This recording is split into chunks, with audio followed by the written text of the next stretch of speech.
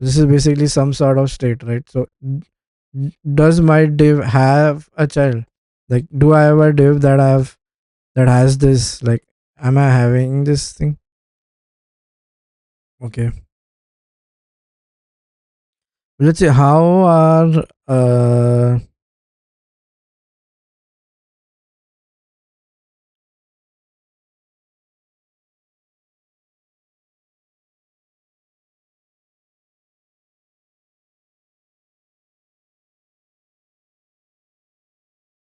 this is not a programming language, right? So how is all these conditions being evaluated?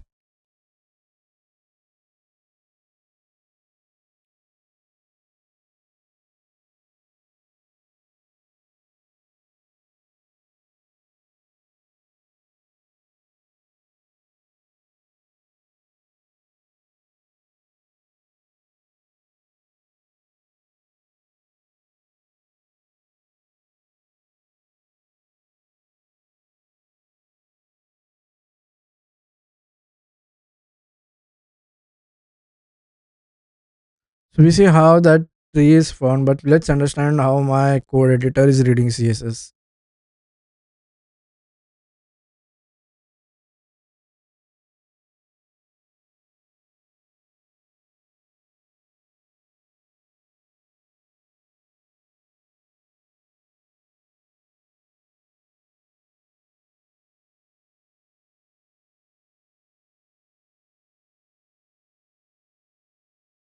Your font weight, oh that's okay. That is not an issue.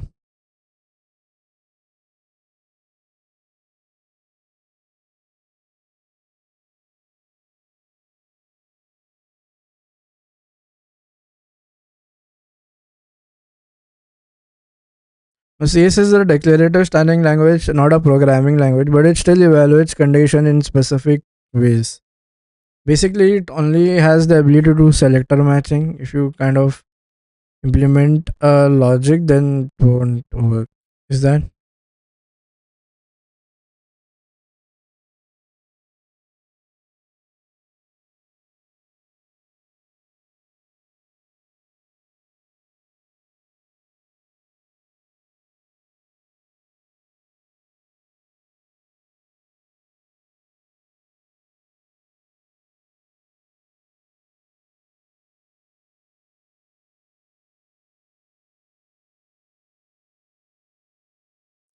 So CSS object model rules is something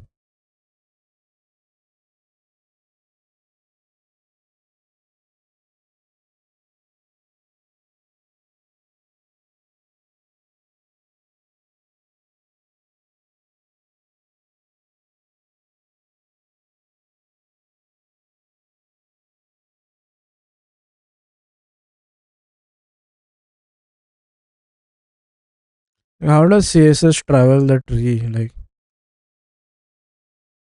what algorithm?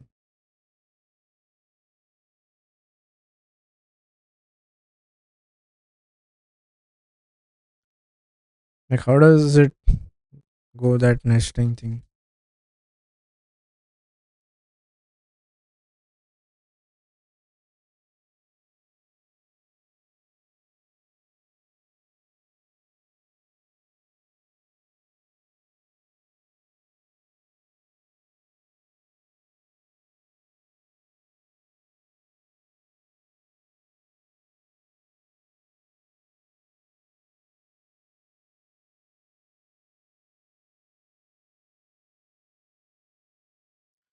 Okay, so what is going to happen is now CSS selector matching uses a combination of algorithms optimized for fast DOM traversal. The core algorithm for CSS traversal is first it does a right to left matching. For example, you do a div p and a span. The browser will first right to left. It's evaluating from the backside. The span, then p and the div. This is more efficient with filters the rare elements first. The modern browsers use Bloom filters to quickly reject non-rejecting elements. Pre-compute possibly matches before full DOM traversal. The browsers maintain inverted tree indices that allows 0 for O of 1 lookup for these selector types. When groups rules by their rightmost simple selector, when an element changes, only the relevant rules are checked. For ancestral relationship, walks up the parent chain to verify relationships, scans previous siblings. Now IDs is also the way it is going to work is whenever we have a CSS rule written, we are going to do from the rightmost. So the CSS uh, run from the rightmost to leftmost.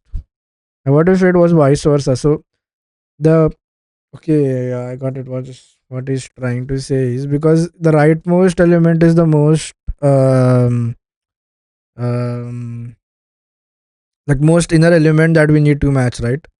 What if we match because the outermost one will be the one like when you are selecting. So we have a div. Oh, yeah. Okay. So yeah, when I have this selector been written, like for example, I have let's assume this case like you have this thing written, right? I mean, if you start from left, so I mean, we are not. There is a possibility that we might have multiple layers, right? And then we might have but the unique element which is distinguishing is the innermost thing that is present, right? So instead of going it from here, CSS what it does is we are going to traverse it from this way. Now browsers can easily understand CSS, right? So there you don't need an. Do you need an? So parsing CSS. What do you mean by parse? Parse CSS means is basically we extract all the rules and we kind of have that CS object model tree being present.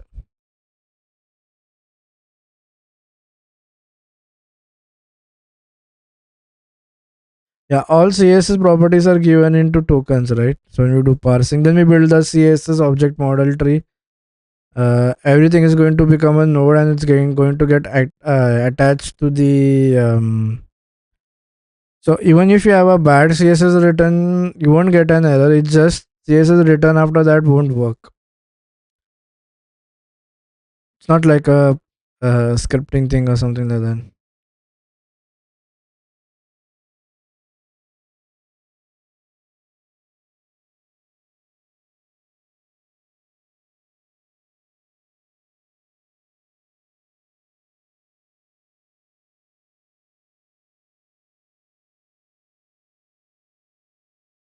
Or you can there is a CS or the this is taken down.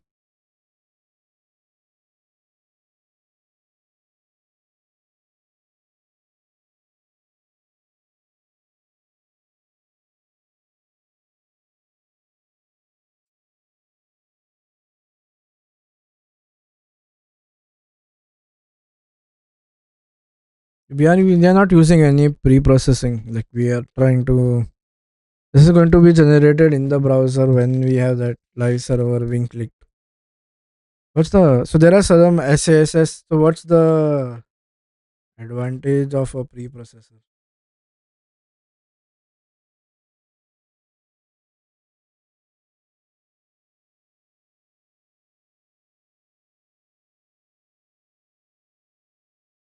More native CSS. Is it speed? Because you need to install some, and the way we write CSS is also a little bit different. It's more easy or it's not most easy. You are kind of having that programming like features that are coming in your variables. So in CSS as well, you have native CSS also. You can declare that. Uh, there you can do. So in CSS, hierarchy is very you cannot understand, right? It is only in one line. Just making little bit, adding little principles more. Native CSS cannot do any calculation. However, pre-processes you can perform little bit of calculations and stuff.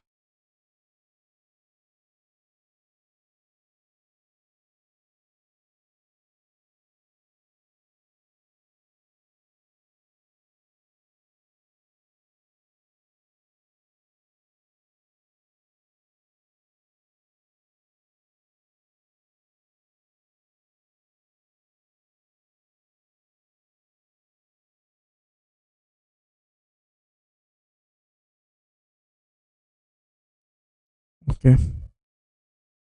Yeah, I guess this is all for. I'll be just adding this to the previous lecture if it's possible. Oh, yeah, I'll take that down then.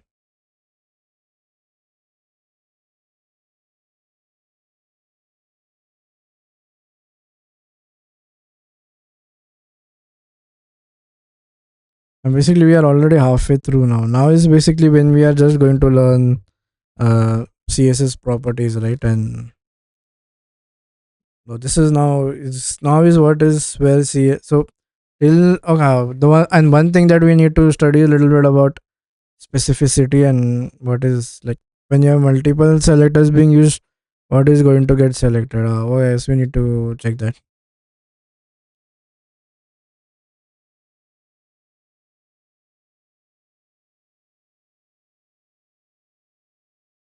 Yeah, I guess that is all for this lecture. I'll see you guys. So there is a lot of inheritance happens as well. So some properties are going to do some features which are going to be inherited.